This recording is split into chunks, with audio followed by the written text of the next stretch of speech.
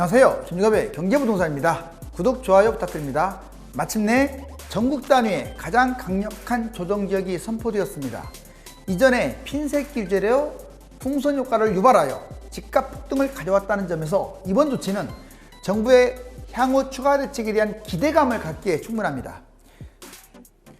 이제 어디든 투기 세력이 판을 치면 발을 디디지 못하도록 하겠다는 취지인데, 신속하게 조정지역을 선포한 것은 좋지만 대부분이 이미 많이 오른 상태라서 뒷북 대책이라는 비판도 피할 수 없습니다. 당장은 소강 상태에 빠지겠지만 지방부동산이 사실상 대폭탄을 맞아 집값 하락이 이어질 것이라는 전망은 기정사실로 받아들여집니다. 12.17 대책과 전망, 자, 함께 보실까요? 12.17 조정지역 무더기 날벼락을 맞았다. 부동산 급매 쏟아진다. 이제 쏟아질 것 같아요. 좀 잘 매수자들은 대기하시기 바랍니다. 파주, 천안, 광주, 부산, 대구, 창원, 울산, 포항, 전주 전국 단위에 아주 폭탄이 떨어졌네요. 그렇다면 12.17 대책 추가 규제 지역, 자, 한번 세부적으로 볼까요? 자, 12.17 대책 추가 규제 지역을 봤더니 이제 수도권, 광역시, 중소도시를 한번 나눠봤어요. 수도권은 조정지역, 경기 한 곳, 파주시가 해당되죠. 그런데 여기 뭐 양주시 해제해달라, 절대 해제해주면 안 됩니다. 어떻게 지자체를 하는 사람들이, 그런 사람들이 더 오히려 나서가지고 해제해달라고 그래요. 표 얻기 위해서. 자, 해제해주면 또 뛰어요. 그 다음에 부산 9곳입니다. 두 번째 서구, 세 번째 동구, 네 번째 영도구, 다섯 번째 부산 진구, 여섯 번째 금정구, 일곱 번째 북구, 여덟 번째 강서구, 여덟 번째 아홉 번째 사당구, 열 번째 사하구. 그 다음에 대구는 7곳이네요. 자, 11번째 중구, 12번째 동구, 13번째 서구, 14번째 남구, 15번째 북구, 16번째 달서구, 17번째 달성군. 자, 그 다음에 광주 5곳, 18번째 동구, 19번째 서구, 20번째 남구, 21번째 북구, 22번째 광산구. 그 다음에 울산 2곳입니다. 23번째 중구, 24번째 남구. 울산도 다 때렸어야 하는데 좀 아쉬움이 있어요. 자, 이제 충남 4곳을 한번 볼까요? 중소도시 25번째 천안시 동남구, 26번째 천안시 서북구, 27번째 논산시, 28번째 공주시가 되겠습니다. 그 다음에 경북도 3곳이 있어요. 29번째 창원시 성산구. 아, 이건 경북이 아니라 이제 경남이죠. 창원시 성산구. 그 다음에 포항시 남구. 그리고 31번째 경산시가 있습니다. 그 다음에 전북 2곳. 32번째 전주시 완산구. 33번째 전주시 덕진구. 그 다음에 전남도 3곳. 34번째 여수시. 35번째 광양시. 36번째 순천시. 투기과열지구는 경남 한 곳으로 창원시 의창구가 있습니다. 즉 36곳 조정지역과 한 곳의 투기과열지구가 추정됐어요. 정말로 많이, 생각보다는 세게 때렸죠.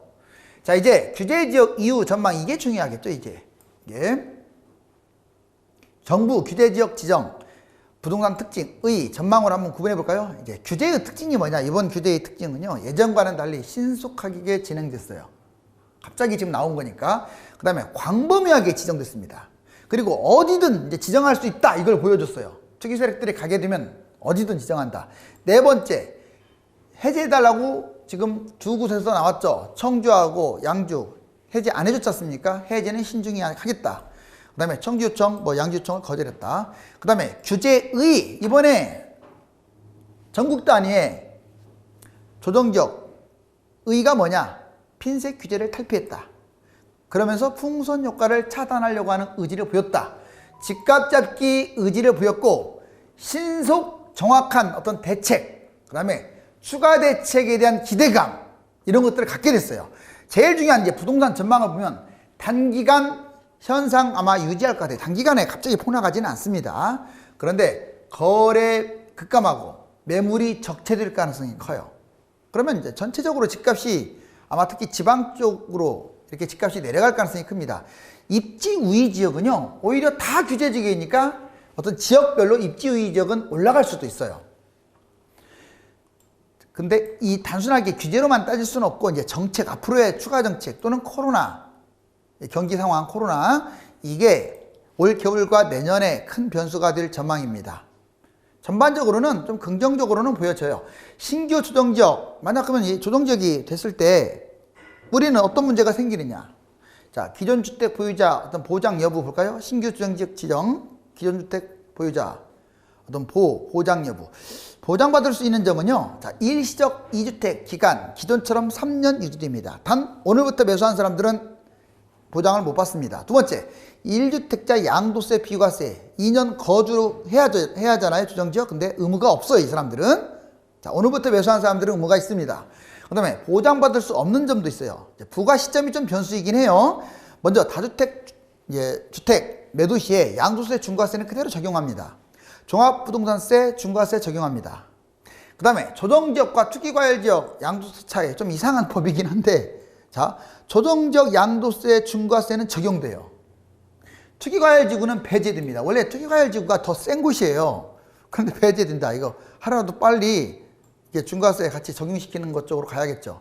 이제 2절 한은총재가 또 경고에 나섰어요. 부동산이 웬만큼 심각하지 않으면 이런 말을 안 해요. 여러분들 지금 자꾸 이제 집값 뛰고 뭐 누가 뭐라고 해도 이제 내성이 길러져 가지고 그렇게 걱정을 안 하는데 좀 조심할 때가 됐어요. 2절 한은총재가 부동산 경고를 했는데 집값 상승 속도가 지나치게 과도하다. 또 한 가지는 이제 부채 이런 부분들 심각하다. 정리해보면 주택 등 자산 가격하고 실물 경제, 그러니까 내가 가지고 있는 돈하고 실제 돌아가는 이 경제 상황이 너무 동떨어졌어요. 따로따로 논다는 거예요. 경제는 안 좋은데 돈만 자꾸 불어나는 거야. 물론 다 불어나는 건 아니죠. 여기 보셨다시피 금융 불균형, 자산도 불평등, 누구는 부자도 있는데 누구는 상대적으로 가난해지고 이런 게 확대되고 있습니다. 전반적으로 부작용이 심각해지는 우려를 낳았다. 이게 지금 이주열 총재가 그대로 한 말이에요. 이제 특별히 이런 말들을 잘 할 이유가 없는데 심각한 쪽으로 지금 말하고 있죠. 그전에도 말했지만 해외 주요기관 부동산 경고, 뭐 BIS 국제결제은행에서 우리나라 지금 20년째 최고 수준으로 위험하다. 가계부채가. OECD도 경제보고서에서 유동성 자산이 거품을 초래한다. IMF는 여러 번 했어요. 한국금융부문 평가 프로그램, 여기서 전세제도하고 가계부채가 심각하다. 전세제도도 문제점이 있다. 그 다음에 ADB, 한국내집마련 부담 아시아 1위라고 아예 대놓고 했습니다. 이렇게 여러 곳 정말 저명한 기관들이 우리나라 부동산을 경고장을 좀 날리고 있어요. 그래서 이번에 정부 대책이 조금 기대감을 갖는데 글쎄 좀 더 봐야 할 것 같아요. 하도 많이 믿었다가 쏘가봐가지고 이번에 좀 봐야겠습니다. 부동산 3사 12월 18일 주간 시세. 자, 이제 한국부동산원 보면 잘 보세요. 이제 전국 단위, 전국적으로 많이 올라가고 있죠, 지금. 전국이 뛴다는 건 광역시가 아직도 날아가고 있다는 거예요. 이번에 규제로 이제 좀 내려오겠죠.